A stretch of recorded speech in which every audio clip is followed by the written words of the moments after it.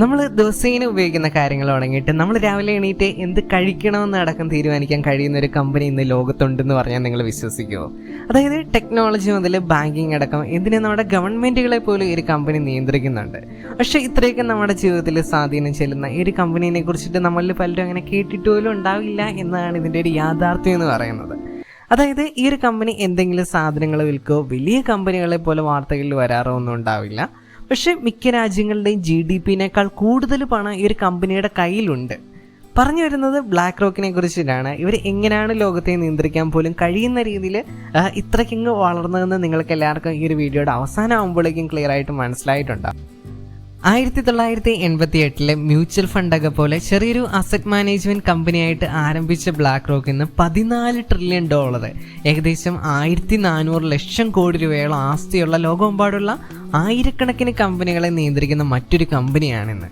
അത് എങ്ങനെയാണ് എന്നല്ലേ, സിമ്പിളായിട്ട് പറഞ്ഞാൽ നമ്മൾ പരസ്യങ്ങളിലൊക്കെ കാണുന്ന മ്യൂച്വൽ ഫണ്ടുകളിലോ ETF-കളിലൊക്കെ പോലുള്ള പരിപാടികളിലൊക്കെ കൂടുതൽ ലാഭം കിട്ടുന്നതിനായിട്ട്, ഇൻട്രസ്റ്റ് കിട്ടുന്നതിനൊക്കെ ആയിട്ട് വേണ്ടി നിക്ഷേപിക്കുന്ന ഇൻവെസ്റ്റ് ചെയ്യുന്ന ഒരു തുക മാനേജ് ചെയ്യുന്ന ബ്ലാക്ക് റോക്ക് പോലുള്ള ഇതുപോലുള്ള വമ്പൻ കമ്പനികളാണ്.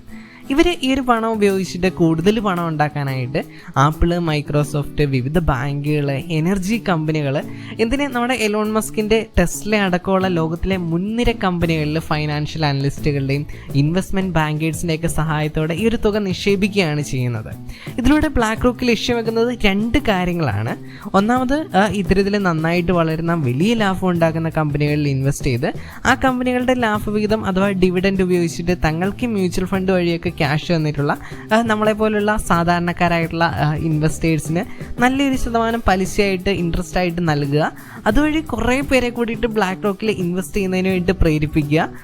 ബാക്കി തുക ബ്ലാക്ക് റോക്കിൻ്റെ ഒരു ലാഭമായിട്ട് എടുത്ത് മാറ്റി വെക്കുക എന്ന് പറയുന്നതാണ് അവരുടെ ആദ്യത്തെ ലക്ഷ്യം.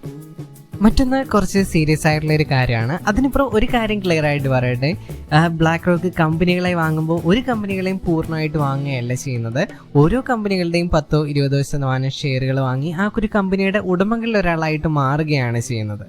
ഇത്തരത്തിൽ തങ്ങൾക്ക് ഉടമസ്ഥാവകാശമുള്ള കമ്പനികളെ ഉപയോഗിച്ചിട്ട് തങ്ങളുടെ താല്പര്യങ്ങൾ ലോകമെമ്പാടും നടപ്പിലാക്കുക എന്നതാണ് ബ്ലാക്ക് റോക്കിൻ്റെ 2ാമത്തെ ലക്ഷ്യം.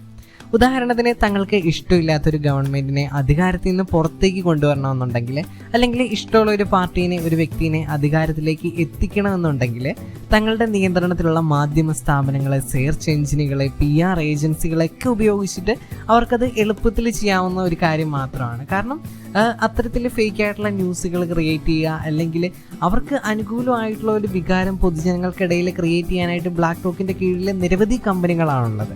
ഇത് ഗവൺമെൻറ്റുകളുടെ കാര്യങ്ങളിൽ മാത്രമല്ല, തങ്ങൾക്ക് ഇഷ്ടമില്ലാത്ത ഒരു കമ്പനീനെ ആ ഒരു ഇൻഡസ്ട്രിയിൽ നിന്ന് പുറത്താക്കണമെന്നുണ്ടെങ്കിൽ, ഉദാഹരണത്തിന് ബ്ലാക്ക് റോക്കിന് മേജറായിട്ട് ഇൻവെസ്റ്റ്മെൻ്റ് ഉള്ള ഒരു കമ്പനിയുടെ കോമ്പറ്റീറ്ററായിട്ട് നിൽക്കുന്ന ഒരു കമ്പനീനെ ആ ഒരു ഇൻഡസ്ട്രിയിൽ നിന്ന് പുറത്താക്കണമെന്നുണ്ടെങ്കിൽ ഇതേ രീതിയിൽ തന്നെ തങ്ങളുടെ കീഴിലുള്ള ബാങ്കുകൾ വഴി ആ ഒരു കമ്പനിക്ക് ലോണുകൾ കൊടുക്കാതെ മറ്റു രീതികളിൽ, അതായത് മാധ്യമങ്ങളെ ഉപയോഗിച്ചിട്ട് ഫേക്ക് ആയിട്ടുള്ള ന്യൂസുകൾ ഈ ഒരു കമ്പനിയുടെ പ്രൊഡക്റ്റ് ഉപയോഗിക്കുന്ന ആൾക്കാർക്കിടയിൽ ക്രിയേറ്റ് ചെയ്തിട്ട്, അല്ലെങ്കിൽ സ്റ്റോക്ക് മാർക്കറ്റിൽ ലിസ്റ്റ് ചെയ്യപ്പെട്ടിട്ടുള്ള ഒരു കമ്പനിയാണ് ഇതെങ്കിൽ ഷോർട്ട് സെല്ലിങ് വഴിയൊക്കെ ഈ ഒരു കമ്പനിയുടെ ഷെയറുകളുടെ മൂല്യം കുറച്ച്, അങ്ങനെ ഈ ഒരു കമ്പനിയെയൊക്കെ ആ ഒരു ഇൻഡസ്ട്രിയിൽ നിന്ന് പുറത്തേക്ക് കൊണ്ടുവരുന്നതിന് ബ്ലാക്ക് റോക്കിന് അധിക സമയം ആവശ്യമുള്ള ഒരു കാര്യമല്ല.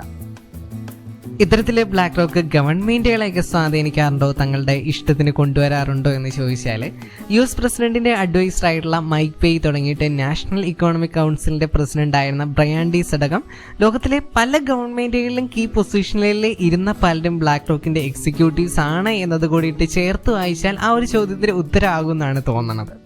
ഇത്തരത്തിൽ ഗവൺമെൻറ്റുകളെ, കോർപ്പറേറ്റ് കമ്പനികളെ, മാധ്യമ സ്ഥാപനങ്ങളെ, ബാങ്കുകളെ അടക്കം നിയന്ത്രിക്കാനായിട്ട് കഴിയുന്ന ഒരു കമ്പനി ലോകം നിയന്ത്രിക്കുന്നില്ല എന്ന് പറയാനായിട്ട് നമുക്ക് കഴിയുമോ?